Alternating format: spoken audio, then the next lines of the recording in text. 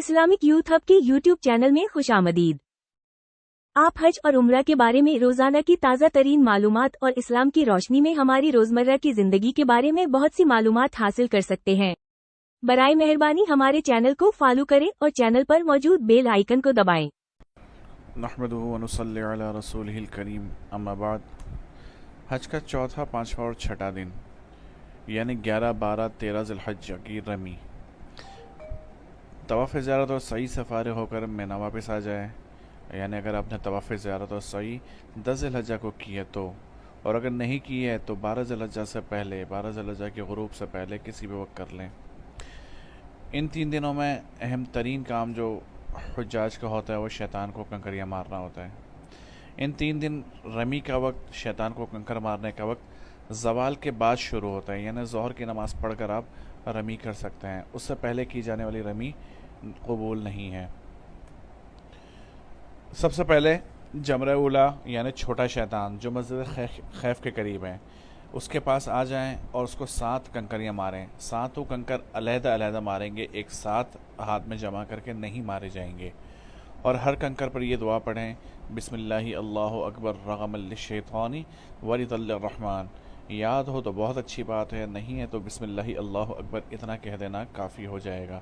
हर कंकर पर बिस्मिल्लाहि अल्लाहु अकबर पढ़ें और मारते जाएं शैतान को। 7 कंकर छोटे शैतान को मारें।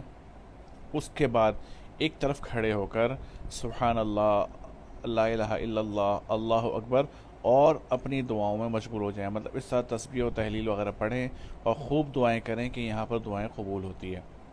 दुआ करने के बाद दरमियाने वाले शैतान पर आ जाएं और जिस तरह छोटे शैतान को कंकर मारे थे उसी तरह इसको भी 7 कंकर मारें और फिर एक तरफ खड़े होकर दुआओं में मशगूल हो जाएं कि यहाँ पर दुआएं कबूल होती है। उसके बाद तीसरे नंबर पर बड़े शैतान की रमी कीजिए, जैसे कि पहले दो की थी। और इसके बाद बड़े शैतान को कंकर मारने के बाद दुआ करना ये साबित नहीं है। सिर्फ छोटे शैतान को और दरमियाने शैतान को कंकर मारने के बाद दुआ करना सुन्नत साबित है। तीसरे शैतान को कंकर मारने के बाद दुआ नहीं करनी। तो 11, 12 और 13 ज़िलहज्जा को, जो 13 को करना चाहता है तो 13 को भी कर ले, नहीं तो 11 और 12 की रमी। और 13 की रमी का वक्त यही है कि ज़वाल के बाद शुरू होगा और इस अंदाज में आपने रमी करनी होगी, इस तरह से उनको कंकर मारने होंगे। बाज़ हज़रात 11-12 की रातें मिना में नहीं गुजारते बल्कि अपने अपने होटलों में और जद्दा वगैरह चले जाते हैं। तो याद रखिए, बग़ैर किसी उज़्र के मिना की रातों का क़याम छोड़ के होटलों में ठहरना यह खिलाफ सुन्नत काम है और मकरूह है। लिहाजा अपने इन रातों को कीमती बनाइए और मिना में ही गुजारिए। हज का आखिरी अमल तवाफ़ वदा। आफाकी यानी जो मुसाफिर होता है अपना वतन जाने से पहले एक अदद तवाफ़ वदा करके जाए।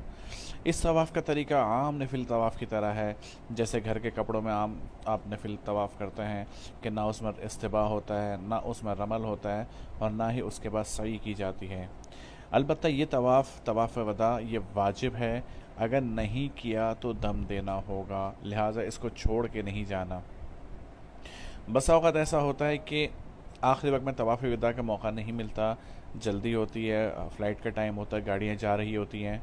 तो इसकी तरतीब इस तरह होती है कि अगर तवाफ़ ज़ियारत के बाद घर वापस जाने से पहले कोई भी नफिल तवाफ़ किया हुआ होगा तो वो नफिल तवाफ़ वदा के क़ायम मकाम हो जाएगा और इस हाजी पर से दम हट जाएगा, साक़ित हो जाएगा। लेकिन अफजल यही है कि रवानगी से पहले तवाफ़ वदा इस नीयत से करे कि अल्लाह मेरे इस सफ़र को अपने मोहतरम घर का आखिरी सफ़र ना बनाना और मेरे लिए दोबारा लौट कर आना बार बार मुक़द्दर फरमाना। अलबत्ता ख़वातीन जिनके मख़सूस अय्याम शुरू हो जाएं और अब वापसी तक पाक होना मुमकिन ना हो तो ये तवाफ़ वदा उन पर वाजिब नहीं है और इस तवाफ़ को किए बगैर वो घर जा सकती हैं। इन पर कोई दम और कोई इआदा, कोई दोबारा इसको लौटाना ज़रूरी नहीं है। अल्हम्दुलिल्लाह यहाँ पर आकर हमारी तमाम जो मुख्तसर क्लिप्स हमने बनाए मुकम्मल होते हैं और हज हमारा यहाँ पर आकर मुकम्मल होता है।